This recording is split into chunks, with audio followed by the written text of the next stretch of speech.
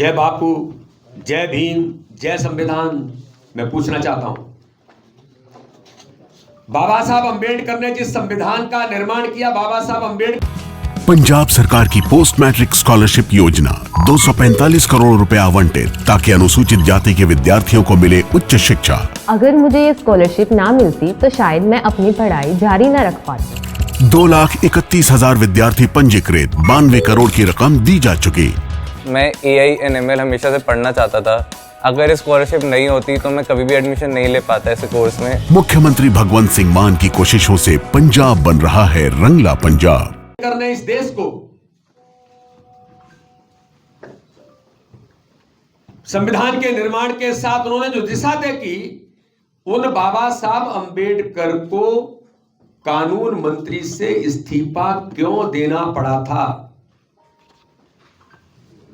और इस्तीफे के अंदर जो लिखा गया है, जरा कांग्रेस के नेता इस बात का जरूर जवाब दे दें।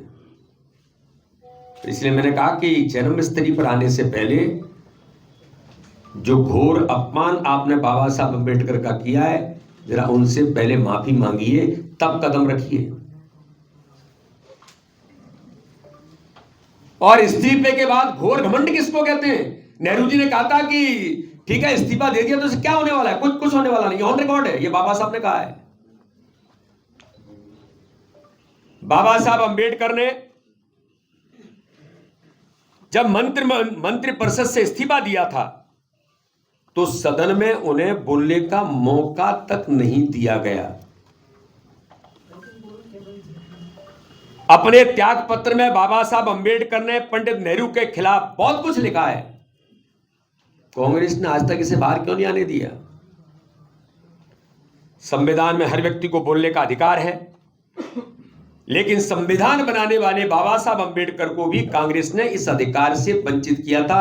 मैं पूछना चाहता हूं कांग्रेस के नेतृत्व से,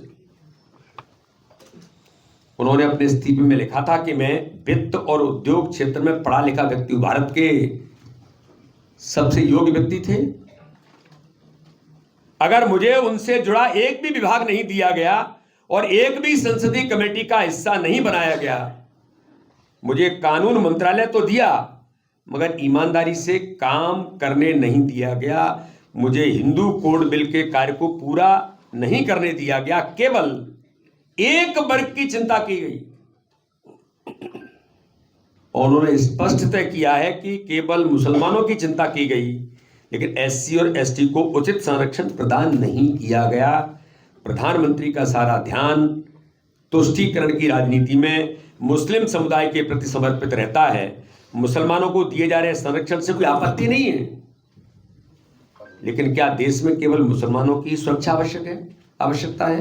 ये बाबा साहब अंबेडकर अपने इस्तीफे के अंदर लिखते, इस बात को क्यों बाहर नहीं आने दिया गया? जो देश तुष्टीकरण के दंश को लगातार झेलता रहा। और इसलिए मैं पूछना चाहता हूं कि बाबा साहब अंबेडकर को जब 52-54 के अंदर जब चुनाव लड़े, तब उसके बारे में जो कहा गया कि उन्हें चुनाव हराने के लिए किस प्रकार से भूमिका ऑन रिकॉर्ड सभा संबोधित करने के लिए नेहरू जी गए थे, आप जवाब दीजिए। रैली निकालेंगे, जय भीम, जय संविधान और जय बापू। अरे आपको शर्म आनी चाहिए। जिन बापू के नाम का 24 घंटे आप उपयोग करते हैं, उन बापू के विचारों पर आपने क्या किया है?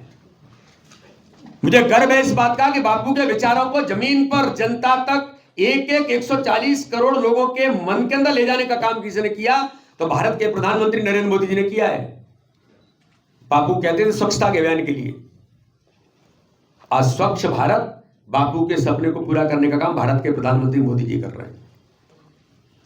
स्वदेशी के आह्वान पर मेक इन इंडिया और मेड इन इंडिया के अभियान को, जो एक ड्रीम सपना देश के बापू का था, आज उस सपने को पूरा करने का काम भी गर्व से हमें गर्व होता है कि आत्मनिर्भर भारत की कल्पना तो गांधी जी ने की थी, लेकिन उसे साकार रूप देने का काम कोई भारत के अंदर कर रहा है।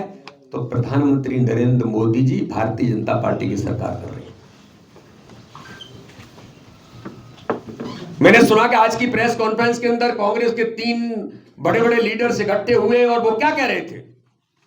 मैं मीडिया के सामने कहना चाहता हूं कि कांग्रेस बेजुबानों की जुबान और सहारा है।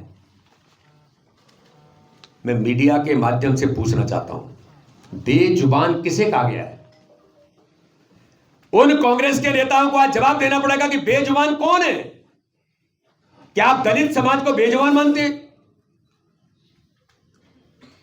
इस देश को आवाज ताकत देने का काम किसी ने किया है तो उसी दलित समाज ने, अनुसूचित जाति जनजाति के भाई और बहनों ने अपने काम और कर्तृत्व के बल पर इस देश को ताकत दी है। और बाबा साहब अंबेडकर ने संविधान निर्माण करके भूमिका निभाई। आप उस समाज वर्ग को बेजुबान कहकर, अब मैं कहना नहीं चाहता, बेजुबान अपने किसको कहा जाता है? ये घोर अपमान है दलित समाज का। जिन्होंने इस शब्द का उपयोग किया है उनकी मूल भावना क्या है यह दिखाई देती है। बेजुबान कहकर के उनका, मेरे दलित भाई और बहनों का अपमान कांग्रेस ने आज किया है। हमसे जुड़े रहने के लिए हमारे YouTube चैनल को सब्सक्राइब करें और नई वीडियो की नोटिफिकेशन के लिए बेल आइकॉन को दबाएं। अगर आप ये वीडियो Facebook पर देख रहे हैं तो लाइक जरूर करें और ज्यादा से ज्यादा शेयर करें। धन्यवाद।